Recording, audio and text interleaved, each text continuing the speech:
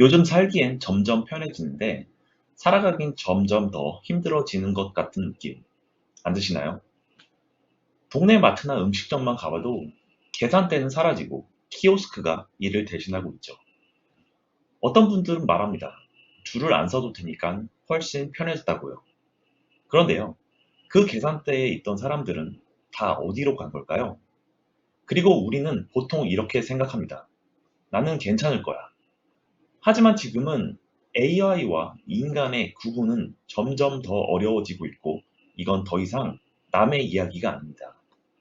5년 뒤, 내일이 로봇이나 AI에 의해 대체된다고 해도 이상하지 않은 시대에 들어왔습니다. 오늘 영상에서 저는 겁을 주거나 불안을 팔 생각은 없습니다. 대신 딱 한 가지만 이야기하려고 합니다. AI 시대에 노동의 가치가 떨어질 때 우리는 무엇을 준비해야 살아남을 수 있는지 가장 현실적인 기준만 깔끔하게 정리해 보겠습니다. AI가 일자리를 대체한다고 하면 우리는 늘 이렇게 생각해 왔습니다. 단순 노동이 먼저 사라질 것이다. 하지만 실제 현장을 보면 다릅니다. 단순 노동뿐만 아니라 의사, 회계사, 변호사처럼 전문 지식과 자격으로 높은 가치를 인정받던 직군의 업무까지 함께 흔들리고 있습니다. 여기서 핵심은 일자리가 사라진다는 것이 아닙니다. 일자리가 제공하던 가치의 중심이 바뀌고 있다는 점입니다. 지식 자체에서 책임, 승인, 그리고 증명의 영역으로 이동을 하고 있는 거죠. 조금 더 쉽게 설명을 해볼게요. 예전에는 많이 아는 것 자체가 곧 가치였습니다. 하지만 AI는 지식을 거의 공짜로 만들어 버렸고, 클릭 몇 번이면 전문 지식에 가까운 정보까지 누구나 얻을 수 있는 시대를 만들었습니다. 앞으로 아는 것 자체는 대부분 AI로 대체가 될 것입니다.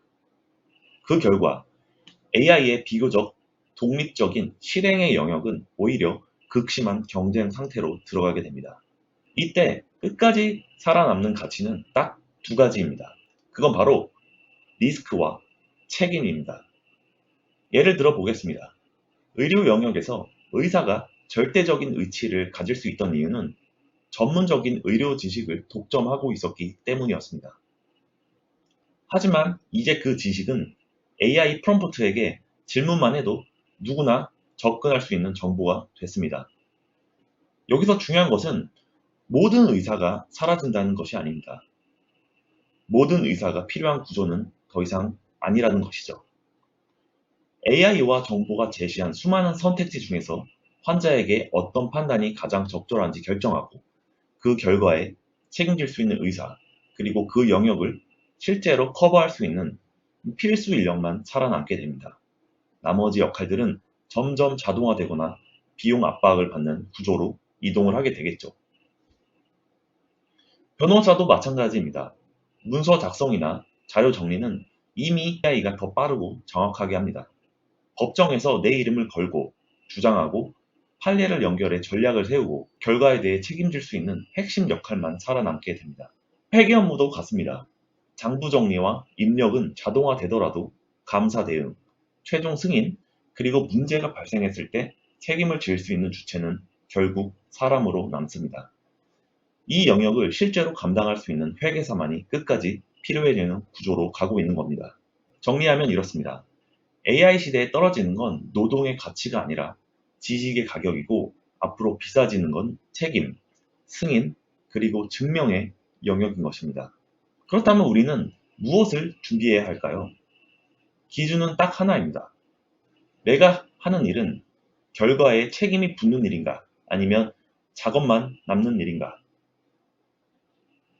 작업만 남는 일은 가격이 계속 내려갈 수밖에 없습니다. 누구나 AI를 쓰면 할 수 있기 때문이죠. 하지만 책임이 붙는 일은 오히려 더 비싸집니다. 결과를 보증해야 하기 때문입니다. 우리는 무엇을 어떻게 준비해야 할까요? 거창할 필요는 없습니다. 현실적인 준비는 딱 세 가지입니다. 첫째, 결과물로 말하는 것입니다. 수많은 자격증보다 강력한 건 바로 내가 만든 결과입니다. 포트폴리오, 사례, 전후 비교, 숫자로 남는 결과가 중요해집니다. 둘째, 검증 가능한 능력을 만드는 것입니다. 할 수 있어요가 아니라 이걸로 증명할 수 있어요가 필요합니다. 리뷰, 레퍼런스, 기록, 데이터와 같은 것들이죠. 세 번째, 책임이 붙는 위치로 이동을 하는 것입니다. 이건 당장 리더가 되라는 말이 아닙니다. 내 일의 의사결정과 책임이 1%라도 붙는 방향으로 움직이라는 뜻이죠. 여기서 한 가지 질문이 생깁니다. 이 책임과 결과를 우리는 어디에 남길 수가 있을까요? 회사 서버일까요? 플랫폼 계정일까요? 아니면 상사의 기억일까요? 이 구조에서는 개인이 평생 쌓아온 결과도 플랫폼 정책 하나로 순식간에 사라질 수 있습니다.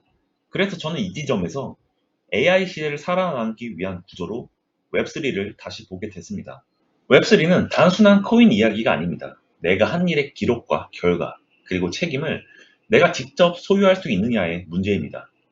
블록체인은 누가 무엇을 했는지를 지워지지 않게 남기고 웹3 지갑은 그 책임을 회사가 아니라 개인에게 귀속시킵니다.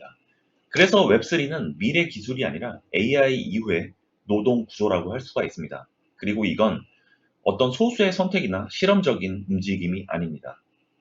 지금 전 세계는 조용하지만 분명하게 웹3 인프라로 이동하고 있습니다. 미국과 유럽을 중심으로 금융, 결제, 신원, 데이터 소유 구조가 기존 중앙 집중형 시스템에서 블록체인 기반의 구조로 하나씩 전환되고 있습니다. 기업들은 자산과 거래 기록을 블록체인 위에 남기기 시작했고, 국가들은 디지털 자산과 신원 체계를 제도권 안으로 끌어들이고 있습니다. 이 변화는 코인을 쓰느냐, 마느냐의 문제가 아니라 기록과 책임, 소유의 기준이 바뀌는 과정입니다. 짧게 보면 5년, 길게 봐도 10년 안에 우리는 지금과는 전혀 다른 인프라 위에서 일하고, 거래하고, 증명하며 살아가게 될 것입니다. 그래서 웹3는 언젠가 올 미래가 아니라 이미 시작된 현재입니다. 그렇다고 지금 당장 코딩을 배워서 코인을 만들라는 이야기를 하는 것이 아닙니다. 지금의 인프라 구조에 어떤 문제가 있고 왜 웹3로 이동할 수밖에 없는지를 이해하고 우리의 삶에 어떤 부분부터 바뀌어 갈지, 그리고 지금 당장 무엇을 대비할 수 있는지를 알아두는 것입니다. 그리고 아주 작은 경험부터 해보는 거죠. 암호화폐를 직접 사보고 개인 지갑으로 암호화폐를 옮겨보고 그리고 누군가에게 송금해 보는 것. 이 세계가 우리에게 어떤 새로운 기회를 줄 수 있는지도 함께 생각해 보는 겁니다. 오늘 영상 이후 이 질문 하나만은 꼭 가져가셨으면 좋겠습니다. 나는 지금 변해가는 세상에 적응할 준비가 되어 있는가? AI 시대 이후에 남는 사람들은 결국 변화를 외면하지 않고 미리 대비한 사람들입니다. 감사합니다.